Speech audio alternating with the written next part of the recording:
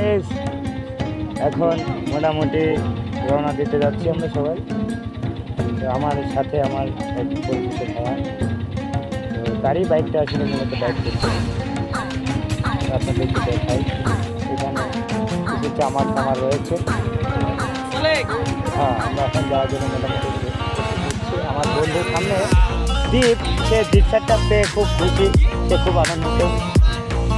আবার ছোটো ভাই দেখে জীবা দেখাচ্ছে। তো যাই হোক, আমার বন্ধুও নাকি গাড়িটা বাইক করেছে। যাই হোক, এখন মোটামুটি আমরা সামনের দিকে আগাবো। তো ঠিক আছে, এই ইতিমধ্যে আমার বড় ভাইয়ের সাথে দেখা হতে আসছে। বড় ভাই আসছে সামনে।